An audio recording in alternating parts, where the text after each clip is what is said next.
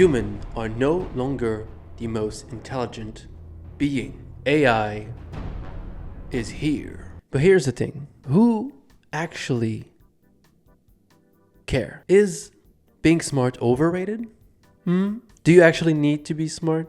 See, what I want to know is, can I trust your taste in film?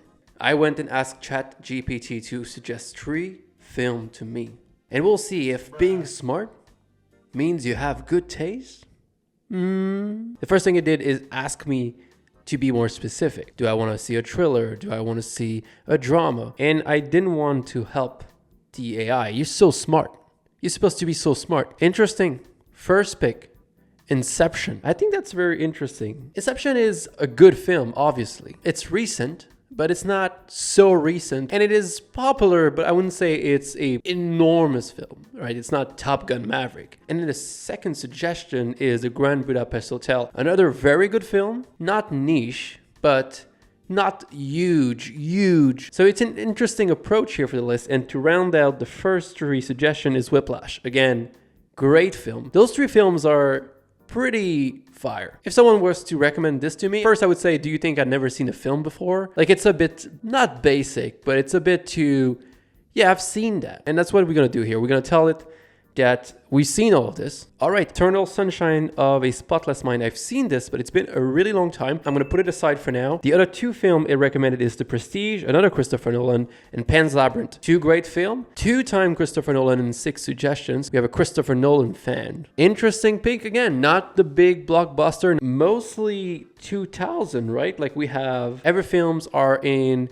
the 2000 and the 2010. Let's just see what else it comes up. So I'm going to say I've seen most of those. Okay, here's different recommendation. And this time it went a bit more foreign cinema, international film. So we have The Secret in Their Eyes, 2009. It's on my watch list, I think, maybe. So I'm going to keep this one because it looks very interesting. Amélie from 2001, another great film. And then we have City of God. I've seen those 2, so we're going to ask again. And here's what we have. A Separation, The Lives of Others, The Handmaiden. So I've seen The Handmaiden. International. So it seems like at first it served me maybe more American film, and now it's serving me a bit more international film. Separation, I believe, is from Middle East. The Life of Others, which is a German film. This is also on my watch list. I think we're going to pick this one. Very interesting selection. So let's go and check out those 3 films. And let's figure out if Chat GPT has good taste in film. Like, do we want to be friends? Maybe. Let's see. I think that Chat GPT might be going through a depression or something. Maybe someone should check on Chat GPT. Are you okay?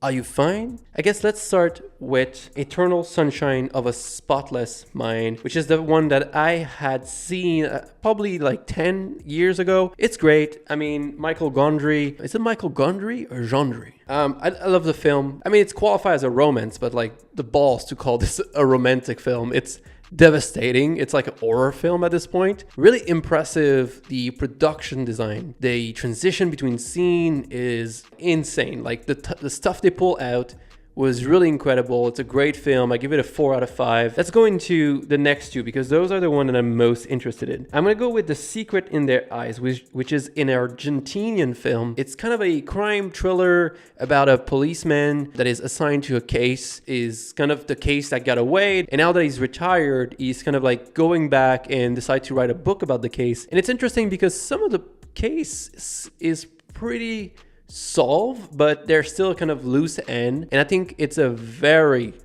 strong film. I really like this. It was solid. And I actually read that this film was made for $2 million. And that is impressive. The supporting cast is excellent. The crime itself is gruesome and really impactful and take you almost by surprise. Like, it's a kind of a gut punch because the policeman is really kind of not interested in picking up this case. He believed that his colleague should have kind of had this case. So he's trying to almost find a way to dump it. And once he gets there, he gets so invested by what happened in the story and all the people that are involved. And it's just a really solid film with some really good writing. There's a kind of relationship and kind of lost love or impossible love story within that. And this kind of theme of impossible love is also in Eternal Sunshine of a Spotless Mind. So I don't know if Chat GPT, are you trying to send us a message or something. Very solid film. And in my head, I was like, well, that's it, right? I give it a 4 out of 5 as well. I liked it even more than Spotless Mind. And the next one is excellent. The Lives of Other. It is a German film. It is set right before the fall of the Berlin Wall on the Russian side. And it is focused on some officer from the Russian state police. Their mission is to basically spy on citizen and try to make sure that nobody escaped to the West. This playwright, this author that they suspect might be involved in kind of activity related to the West, so they decide to spy on him. And the story is about how this officer listening to this author and his partner kind of living their life, and how this affect his belief in the regime that he's a part of. It almost sounds like it could be both the most exciting and the most boring film of all time. It is so thrilling. It is suspenseful. The characters are so fleshed out. You really get to feel for even the Russian officer that are, the bad guy. You get to really get to know them. And the film is really interesting because it put us in the feet of a character that is struggling with his belief. And I don't normally like to give 4-star like easily, but all those films were either so unique, so well executed, or so interesting and thrilling. And across all three, like just so solid. If an actual person would have gave me those films as recommendation, I would be very impressed and I would want to know more about that person. I wouldn't call them hidden gems because they all were very much recognized when they came out, but I think those are not necessarily films that people are revisiting right now. So I truly recommend all three of them. I think we have to give a solid A grade to Chat GPT. I think it's a solid recommendation, and I recommend those films back to you, which means now I also get the grade A. That's how it works. Follow me on Letterboxd. Subscribe. I'm outie.